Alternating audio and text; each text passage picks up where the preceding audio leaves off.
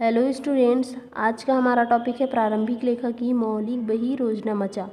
इसको इंग्लिश में क्या बोलते हैं? Book of original records and general. ठीक, तो इसके अंतर्गत जो रोजनामचा है वो किसके अंतर्गत आता है ये देख लेते हैं। तो पुस्तक पालन की बहिया, ठीक है। जो दोहरा लेखा प्रणाली की जन्मदाता कौन है? लुकास पेसियोली है। ठीक, उन्होंने पुस्तक पालन की कितना बही बताए हैं? 3 बही बताए हैं। तो फर्स्ट क्या है? स्मारक बही, इसको रद्दी बही, रब बही, लॉन्ग बुक भी बोलते हैं। ठीक, सेकंड क्या है? रोजनामचा।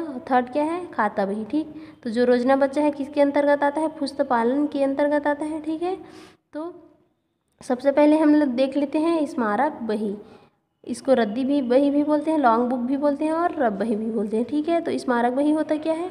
किसी भी जो व्यवसाय का प्रारंभिक लेखा है वो इनके अंतर्गत किया जाता है, स्मारक बही के अंतर्गत किया जाता है, जिसमें व्यावसायिक लेन देनों को क्रमबद्ध रूप से तिथिवार रकम सहित लिखा जाता है। यानी कि जो लेन देन होते हैं व्यवसाय के, कोई भी व्यापारी है वो क्या करता है? क्रय विक्रय करता है, तो उसका जो क्या करता है? लेखा करता है। तो क्रमबद्ध रूप से करता है, एक के बाद एक करता है और तिथि लिख कर किया जाता है, तिथिवार किया जाता है और रकम सहित लिखा जाता है। ठीक है, जो राशि होता है उसको लिखा जाता है। ठीक है, रकम को राशि भी बोलते हैं और रोकड़ भी कहा जाता है। ठीक है, कॉमर्स की भाषा में।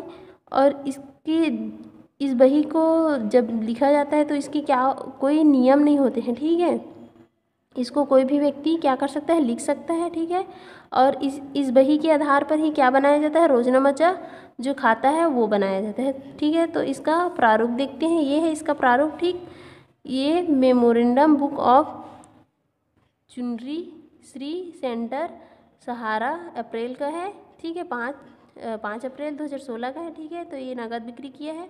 तो कितना की किया है? रुपये 15,000 का।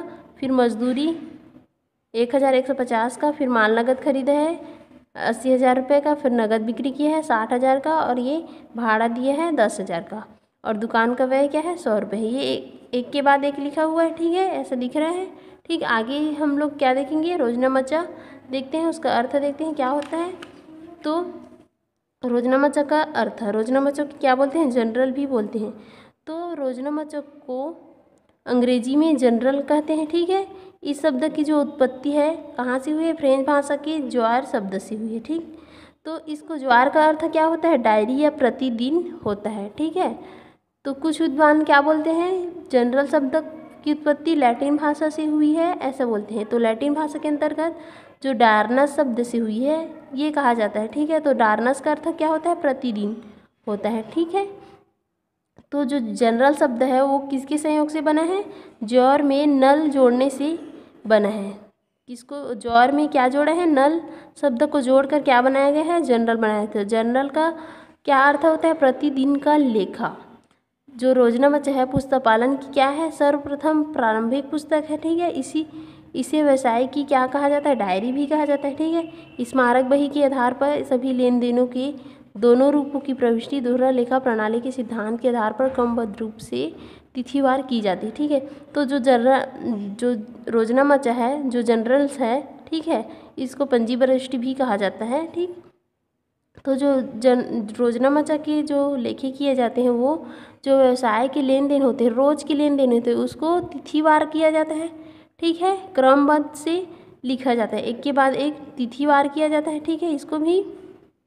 ठीक है, इसके आगे हम लोग प्रारूप देखेंगे। ठीक, तो ये जो रोजनामचा है उनके आधार पर, किनके आधार पर बनाया जाता है? स्मारक जो बही है, मैंने इसके पहले बताया स्मारक बही, उसके आधार पर क्या बनाया जाता है? रोजनामचा के जो लेखे हैं वो किए जाते हैं। ठीक है, और ये जो रोजनामचा के लेखे किए जाते हैं कैसे किए जाते हैं? जो दोहरा लेखा प्रणाली में बताई हूँ, लास्ट वीडियो में हम लोग जो टॉपिक पढ़े हैं उसमें दोहरा लेखा प्रणाली होता क्या है और उसके सिद्धांत पढ़े हैं, उसके आधार पर क्या बनाया जाता है? रोजनामचा के लेखे किए जाते हैं। ठीक है, तो आगे हम लोग रोजनामचा में नाम और जमा करने के नियम देखते हैं। ठीक है, तो सबसे पहले क्या है? व्यक्तिगत खाता है। इसमें पाने वाला विकलन या जो व्यक्ति व्यापार में किसी वस्तु को लाएगा उनका खाता क्या हो जाएगा? विकलन हो जाएगा।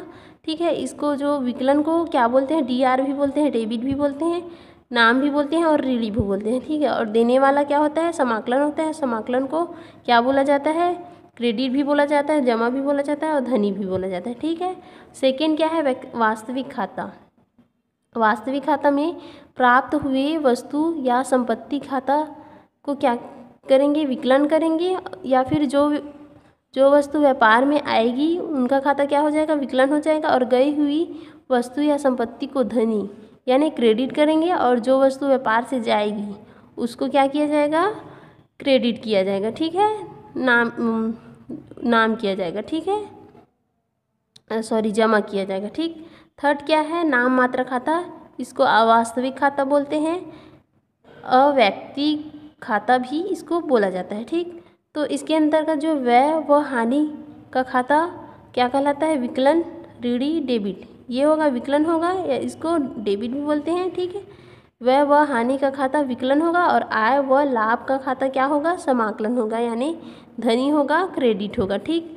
तो आगे हम लोग इसके जनरल के जो प्रारूप होते हैं किस तरह से लेखा किया जाता है ये देखेंगे।